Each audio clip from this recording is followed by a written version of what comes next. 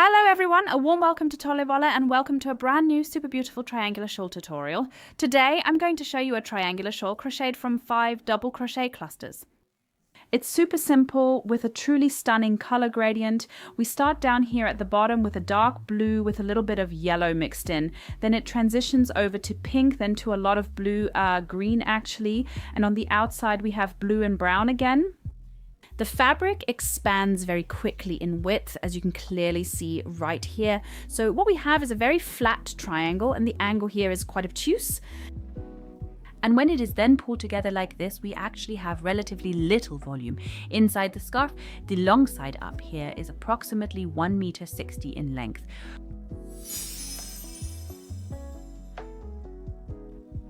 Alright my dear friends, let's dive right in with the Creative Chic Unique yarn, which is actually a 4-ply weight, as you can see. It's 200 grams, offering a generous running length of almost 700 meters. We have here a wonderful mix of 75% polyacrylic, 15% wool, and then another 10% polyamide. Here, it's clearly demonstrated how these particular color gradients are designed to function. We consistently feature a single dominant color, such as the vibrant green shown here, or perhaps these bright yellow segments. And then throughout the design, we incorporate various contrasting colors that are carefully combined with them. I'm crocheting it significantly larger with a bigger hook, so it becomes nice and loose. I'll first find the center here, and we can already see that there's a lot of blue in it. But if we look a bit closer, there's also a little bit of yellow mixed in. So we're going to begin right here with yellow and blue. And the very first thing I'll do is create a magic ring. To do that, I'll place the yarn here in my hand around my fingers, lift the yarn once, and then I'll crochet 3 chain stitches. 1, 2, 3, and then 4 double crochets. 1, 2, 3, and then a 4th one is coming, but first pull up a little more yarn. 4 double crochets, and then I'll pull the magic ring completely shut. And I've already finished my first row. Let's move on to row number 2. To do that, I'll chain 3 stitches again, turn my work over, and now I'll crochet into the outer stitch here, the one that's right here, directly into the stitch of the last double crochet, 4 more double crochets.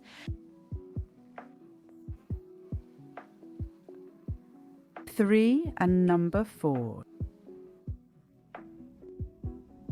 The first section is already finished.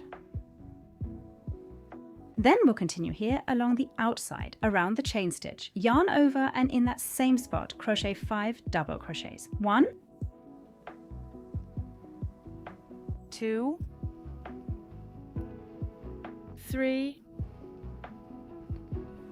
4, and 5. And with that, I am now completely finished with the second section. And also with the second row of our work. I have crocheted 4 double crochets right here, and then the chain stitch, and then at the very back, I've added 5 more double crochets. We're moving on to row number 3 now. I'll just grab a little more yarn first, and then I'll start again with 3 chain stitches. I'll turn all of my work around, and then I'll continue crocheting here into the very first stitch, and I'll crochet 4 double crochets again. 1, 2, 3, and 4. Then I'll crochet all the way around this little space here, or rather I'll insert my hook right into this opening between the 2 clusters of the previous row, and crochet 5 double crochets there as well. 3, 4, and 5.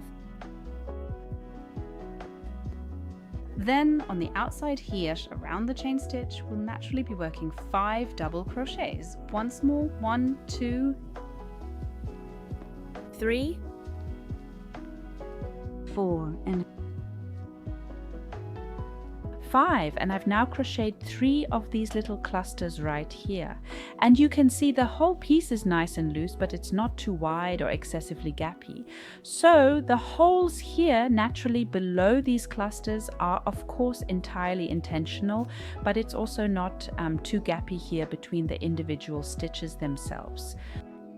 And I'll show you the 4th row again, of course, using the same method. We'll start again with 3 chain stitches, then turn your work, insert your hook right here, and crochet 4 double crochets. 1, 2, 3, and 4.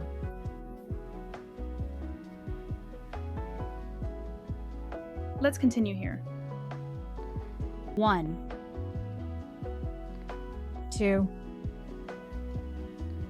3, 4, and 5.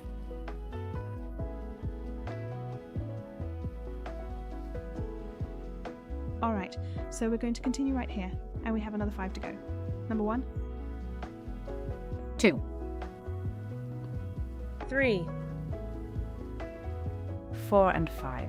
You can now also see very clearly the overall system of this wool. We have here relatively dark colors, always accented a little bit with yellow and pink, and soon a much larger amount of pink will be added. And I'm going to come back here to this outer section, and I'm also going to crochet 5 double crochets right there, and then I will have completed a total of 5 clusters for this entire row. 4 and 5, you see it here, 1, 2, 3, 4, and with each row a packet is added, and it grows so beautifully and quickly becomes so wide. So we get a very flat triangle from this, and I'll naturally give you various updates on it soon. And now I have the next update for you. You can see the blue section down here that we just crocheted. Then we moved over to the pink, and slowly more green is being added, and the next section is really dominated by this green. We have a little bit of violet in here and also a little bit of the yellow again. So the whole thing is really developing quite beautifully.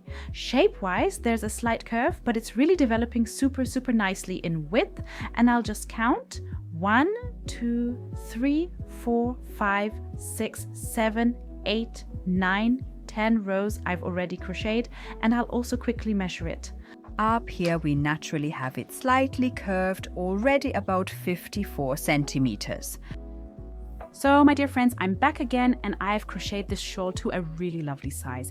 The long edge up here, which is currently this brown yellow color, actually measures about 1.60 meters in length. However, I still have a significant amount of yarn remaining. So with just one of these beautiful skeins, it is certainly possible to crochet an even much larger shawl, of course.